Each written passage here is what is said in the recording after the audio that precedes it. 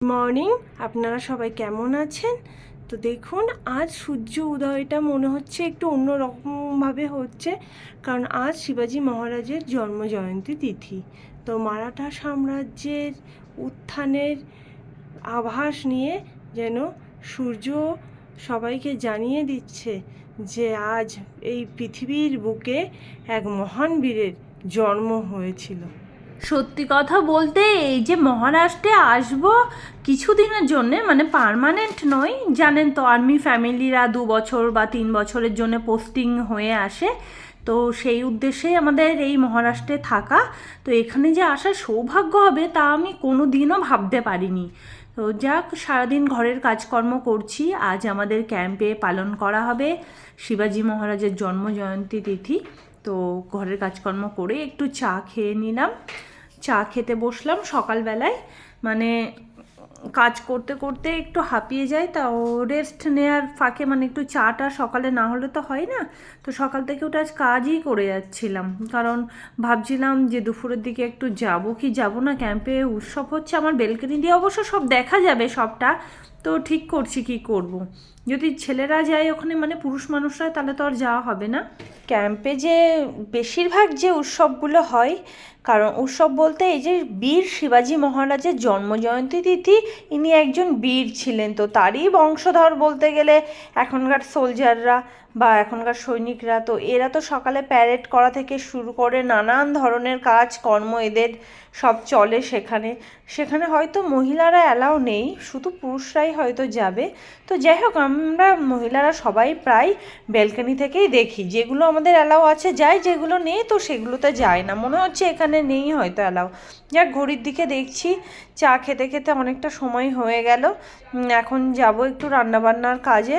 সকালের দিকটা একটু কাজকর্মটার চাপটা বেশিই থাকে। ঘর বাড়ি আগে পরিষ্কার করে নেব, তারপরে স্নান টান সেরে তারপরে রান্নাবান্নার দিকে যাব। তো সমস্ত ঘরটা পরিষ্কার পরিচ্ছন্ন করে নিচ্ছি, কারণ আজকে সকাল থেকে প্রচুর কাজ পড়ে গেছিলো, সেগুলো তো করতেই হবে।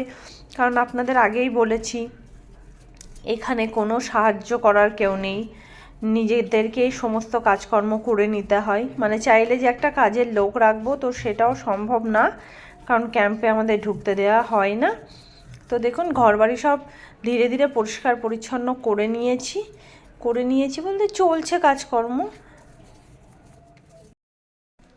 তো শিবাজির জয়ন্তী দিবস উপলক্ষে মারাঠি জাতিরা বা মারাঠি সম্প্রদায়রা প্রচুর তো ধুমধাম করে অনুষ্ঠান করছে। আর আমরা যেহেতু মহারাষ্ট্রে আছি, তো এখানেও কম বেশি পালন হচ্ছে ক্যাম্পের মধ্যে।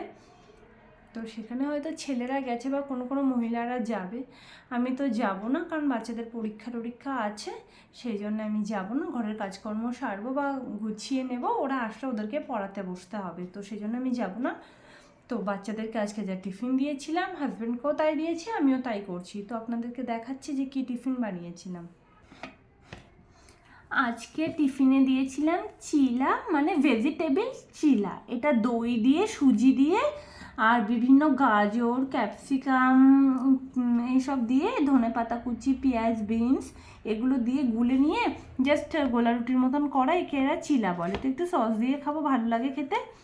আর আঙুর ফল এদিকে উঠে গেছে, তো সেই জন্য আঙুর ফল খাবো। তো আঙুর ফলও নিয়ে নিয়েছি ব্রেকফাস্টের সাথে। তো চলুন আমি ব্রেকফাস্টটা করে নিই, তারপরে হচ্ছে দুপুরে রান্না বান্নার দিকে যাব বা অন্য কাজের দিকে যাব।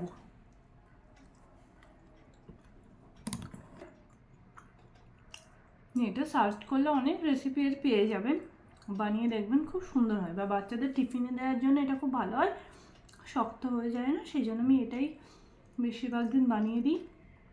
আর ভিতরে সবজিও আছে এই চিলার ভিতরে, তো সবজিটাও ওদের অজান্তেই ওদের খাওয়া হয়ে যায়। তো এই জন্য এটা আমি নিজেও পছন্দ করি খেতে, হাজব্যান্ডও করে, বাচ্চাদেরও দিই। অনেক কম তেলে ভালো হয়ে যায়, মানে সবজিও খাওয়া হয়ে যাচ্ছে আর তেলও কম লাগছে, সেই জন্য অসুবিধা নেই। তেল একদম হাজব্যান্ড খেতে চায় না, বুঝতেই পারছেন, ফোর্সের মানুষরা, এরা তো তেল একদম পছন্দ করে না।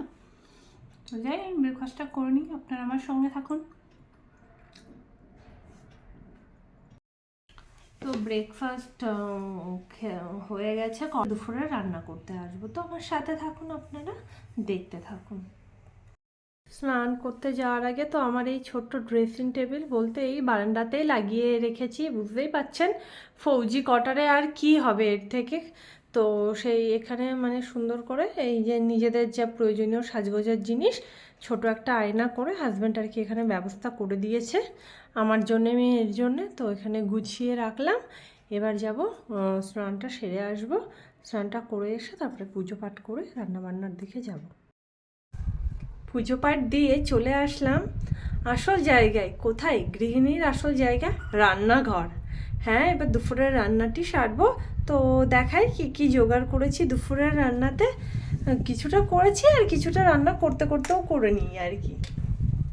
তো এই হচ্ছে করে আসার পথে এই বাজারে চলে যাবে সোজা, বাজার থেকে এই কাঁচা টমেটো আর এই পালং শাক। বাচ্চারা অতিষ্ঠ হয়ে গেছে পালং শাক খেতে খেতে, বলছে বাবা প্লিজ আর পালং শাক এনো না। বলছে না এটা আয়রন হবে, তো হেলদি, অ্যান্টি অক্সিজেনের কাজ করবে, তোদেরকে খেতেই হবে। তো বলছে বাচ্চারা বলছে বাবা আমরা তো হার্বিয়েস্ট অ্যানিমালস হয়ে হার্বিয়েস্ট প্রাণী হয়ে গেলাম আর কি, মানে শাকাহারী প্রাণী হয়ে গেলাম। তো এই হচ্ছে পালং শাক এনেছে, পালং শাক তো করবোই, কাঁচা টমেটোটা চচ্চড়ি করবো, সাথে দেখি আরও এক দু পদ হলে সম্ভব হলে করবো, সম্ভব হলে কি মানে করবো, এগুলো বসিয়ে দিয়ে আবার ওগুলো জোগাড় করবো। তো রান্নাবান্না পুরোটা কমপ্লিট করে নিই, তারপরে আপনাদেরকে দেখাচ্ছি যে কী কী করলাম। আর ততক্ষণে ওদিকে জামা কাপড় আছে, জামা কাপড়টা কাচতে বসিয়ে দিয়ে আসবো। কাচাকুচির ঝঞ্ঝাট থেকে অন্তত বেঁচে গেছে, যাক মেশিনে কাচাকুচি করে নিই। এদিকে কিন্তু আমার উল্টো হয়ে যায়, মানে লোকে প্রথমে কাচাকুচি করে স্নান করে, আমার স্নান করার পরে কাচাকুচি করতে হয়, কারণ সকালবেলায় বাচ্চারা যায়, তারপরে আমি স্নান করি, হাজব্যান্ড করে, তারপরে আর কি আমাদের কাচাকুচিটা হয় সবার শেষে। এদিকে আবার আমি রান্নাঘরে চলে এসেছি, এসে রান্নাঘর থেকে মশলাপাতিগুলো উপর থেকে নামিয়ে পাশে রাখছি তাড়াতাড়ি করার জন্যে বা নিজের সুবিধার জন্যে। তো কাঁচা টমেটো চচ্চড়িটি বসিয়ে দিয়েছি, নুন দিয়েছি, নেড়ে চেড়ে ঢেকে দিয়েছি, পাশে হাঁড়ি চাপিয়ে দিচ্ছি। ভাত বানাবো বলে, যতই হোক বাঙালি ভাত না খেলে তো আর থাকা যায় না, কিন্তু চালটা জানেন তো মনের মতন পায় না, আমাদের দেশীয় চালের মতন। এদিকে অ্যালার্ম বেজে যাওয়াতে অসীমে এসে জামা কাপড়গুলো আবার বের করে নিলাম ড্রাই থেকে। তো পাশে যেগুলো ছিল সেগুলোকে আবার ড্রাই করতে বসিয়ে দিলাম। তো এইভাবেই একা হাতে সমস্ত সংসারের কাজ করা, তড়িঘড়ি করে সমস্তটাই একা হাতে সামলাতে হয়। তো কি আর করব বলুন, এখানে তো আর বাড়ির কেউ নেই।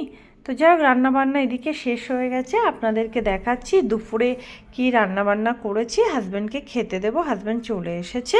কাঁচা টমেটো চচ্চড়ি, পালং শাক আর বেগুনের ঝাল করেছি। তো ইতিমধ্যে করার পরে বেলকানিতে এসে দাঁড়িয়ে দেখি যে অনুষ্ঠান শুরু হয়ে গেছে। তো হাজব্যান্ড তাড়াতাড়ি খেয়ে আবার ওখানে বেরিয়ে যাচ্ছে, সকালে তো করে এসেছে প্যারেড, তো ওখানে আবার বেরিয়ে যাচ্ছে। দেখুন সব এই গাড়ি করে নাচানাচি করছে। তো বেলকানি থেকে যতটা সম্ভব দেখানোর চেষ্টা করেছি, মাঠের বাচ্চারা ছুটোছুটি করে সেদিকে যাচ্ছে। আর পাশের ঘরের একটা বাচ্চার কাণ্ড দেখুন, ওর মায়ের ফোন নিয়ে এসে বলছে ক্যামেরা করব বলে নিজেরই ফুল গাছে ক্যামেরা করছে। তো এই মতন অবস্থায় আপনাদের সাথে আরও কিছু ছবি আমি শেয়ার করে নিচ্ছি যে কি কি হয়েছে। তো শিবাজির জন্মজয়ন্তী উপলক্ষে এরা রঙ্গোলি করেছে, এটা মহারাষ্ট্রের একটা প্রথা, সব অনুষ্ঠানেই এরা রঙ্গোলিটা করে।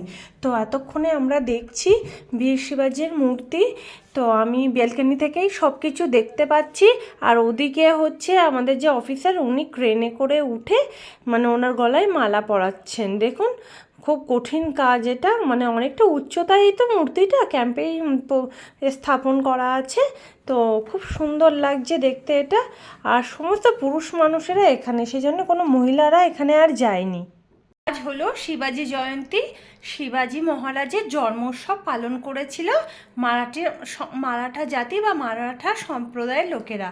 তো আমাদের যেহেতু মহারাষ্ট্রে আছি, তো মারাঠা সম্প্রদায়ের লোকেরা যে অনুষ্ঠান করেছিল সেটা দিনের বেলায় করেছিল, কিন্তু যেহেতু বাচ্চাদের পরীক্ষা ছিল তো আমি যেতে পারিনি। তো এখন হচ্ছে দেখি সে অনুষ্ঠান তো শেষ হয়ে গেছে, যেতে পারিনি। আর হচ্ছে বাচ্চাদের জন্য এখন একটু রাতের খাওয়া দাওয়া সারার পরে কোয়ার্টারের পেছনেই সব সাজিয়েছিল, তো একটু যাই দেখে আসি। তো চলুন আমার সাথে সেখানে গিয়ে দেখি কি কি কেমন সাজিয়েছিল, দেখা যায় কি না, না কেমন অবস্থায় আছে টোটালি আমি জানি না, সেখানে গেলে বুঝতে পারবো। তো যাই একটু ঘুরে আসি, আমার সাথে থাকুন আপনারা। তো চলে এসেছি লিফটের কাছে। চুপ কর, সবাই ঘুমিয়ে পড়েছে। চলো চলো দাদা চলো।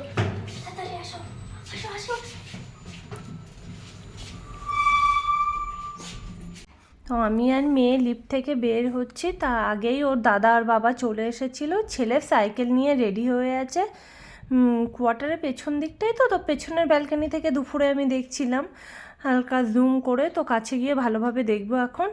আর ওরা সাইকেল করে যাচ্ছে, দুই ভাই বোন, ওদের সাইকেল চালানোটাও হয়ে যাচ্ছে। আর আমি আর আমার হাজব্যান্ড মানে ওদের বাবা, আমরা দুইজন হেঁটে হেঁটে যাচ্ছি। তো দেখুন রাতের বেলায় অপূর্ব সুন্দর লাগছে, ওই যে সেই রঙ্গোলি করেছেন না, দেখুন খুব সুন্দর রঙ্গোলি করেছে এরা। আর হচ্ছে এই নিচেটা খুব সুন্দর করে মানে গাছ, বিভিন্ন ধরনের গাছ দিয়ে সাজানো আছে, মাঝখানটা ওনাকে পুজো করা হয়েছে।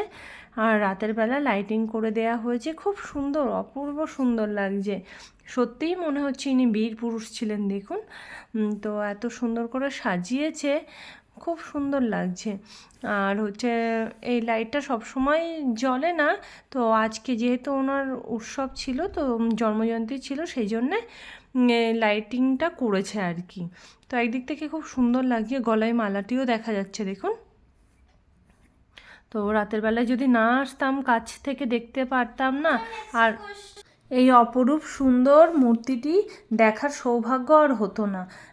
রাতে এসে খুব ভালোই করেছি, রাতে হাঁটাহাঁটিও হয়ে গেল খাবার দাবারের পরে, আর এই সুন্দর সাজানো সুন্দর মানে দেখতে পেলাম। আর রঙ্গোলি তো আমাদের ওদিকে কেউ করে না, এগুলো সবই দেখলাম, অন্য অন্য কিছু আর কি, ওয়েস্ট বেঙ্গলে তো এগুলো হয় না। যাক, খুব ভালো লাগলো, তো মনটা আনন্দে ভরে গেল। এবার বাড়ি যাওয়ার পালা। তো এগুলো সব দেখার পরে এখন রাতটাও অনেক হয়ে গেছে, তো বাড়ি যাচ্ছি আমরা এখন।